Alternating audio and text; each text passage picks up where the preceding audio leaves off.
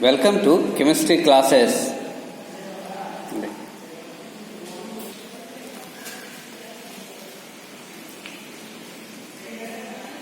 Dear students,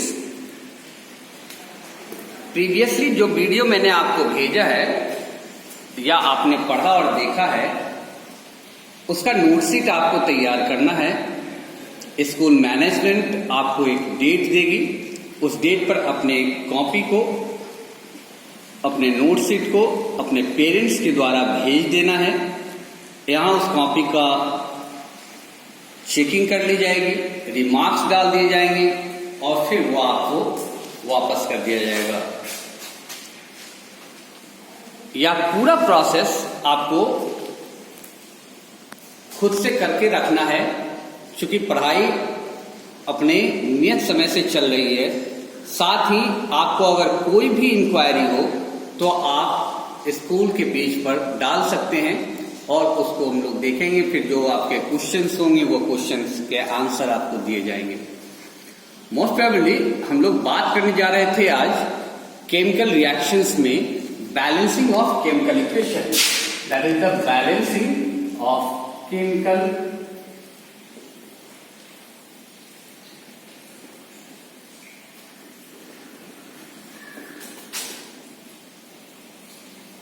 equation.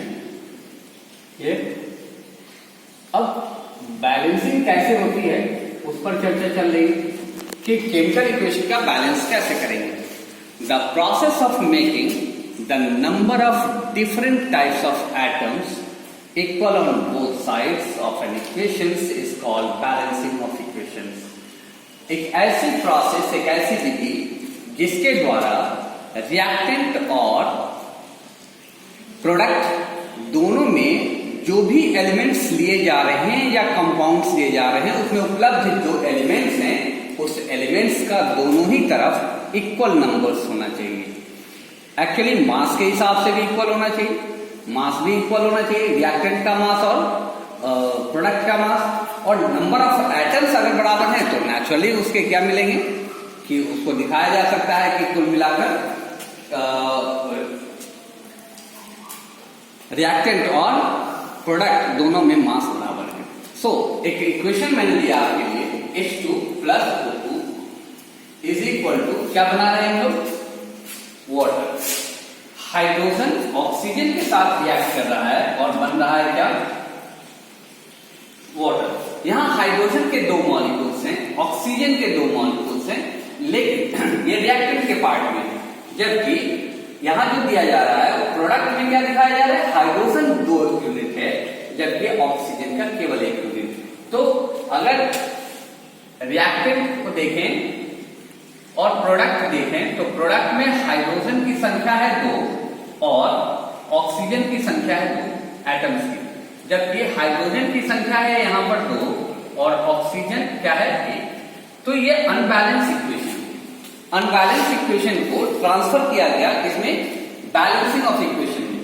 So hydrogen जैसा है वो ऑक्सीजन को लिया गया और अगर यहां 2 से मल्टीप्लाई कर दें तो क्या होगा, ऑक्सीजन की वैल्यूटी कितनी हो जाएगी, 2।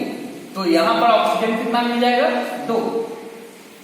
अब जब हम लोग बैलेंस कर रहे हैं तब, लेकिन हाइड्रोजन कितना हो गया, यहां पर हाइड्रोजन की संख्या कितनी हो गई, 4।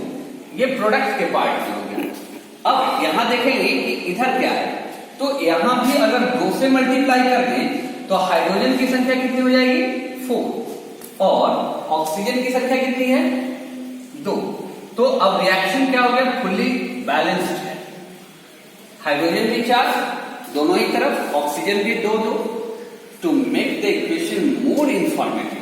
लेकिन जब ये इक्वेशन को हम लोग ने बैलेंस कर लिया तो इस इक्वेशंस में और भी कुछ कमी है, उस कमी को कैसे पूरा किया जा सकता है, तो क्या क्या चीज चाहिए वो देखते हैं। तो the chemical equation can be made more informative, इसको बहुत इंफॉर्मेटिव बनाया जा सकता है।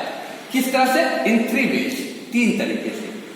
By indicating the physical state of reactants, अगर जो आप लिख रहे हैं उसका स्टेट क्या है, एलिमेंट कौन से स्टेट में, ये गैस के फॉर्म में है, सॉलिड में है, लिक्विड में है, किस स्टेट में, ये जो प्रोडक्ट मिला वो किस केस में है, किस तरह के फेज में दिख रहा है, किस तरह के स्टेट में है। So indicating the physical state of reactants and product और उसके रिएक्टेंट्स को देखना है कि किस तरह के फेज में है। Now second one is the by indicating the heat changes taking place in the reaction. क्या हीट दिया जा रहा है इसको या हीट इससे बाहर निकल रहा है, यह देखा जा सकता है by indicating the condition under which the reaction takes place. या तीसरा कहता है कि कंडीशन कौन सा था वहां पर, एक्वस था, गैसेस मोड में थे, तो किस तरह का कंडीशन यहां पर आप अप्लाई कर रहे थे रिएक्शंस में, वो अगर ये तीन चीजों पर बेसिकली ध्यान दिया जाए तो रिएक्शंस को बहुत बहुत ज्यादा इंफॉर्मेटिव बनाया जा सकता है। जैसे मैंने एक सिंपल सा एक एग्जांपल लिखा, जिंक सॉलिड के केस में है, H2SO4 एक्वस है, जिंक सल्फेट बना वह एक्वस है और हाइड्रोजन को लिखा मैंने G, that is the gas. So zinc solid, sulphuric acid इसमें है एक्वस है, जिंक सल्फेट एक्वस है और हाइड्रोजन जो है वो गैसेस मोड में है। इस तरह से आप दिखा सकते हैं कि इक्वेशन को इंफॉर्मेटिव बनाया जा सकता है। इस पर और सारी चीज डिटेल्स आपको नेक्स्ट वीडियो में दूंगा। Till that have a nice day, thank you very much.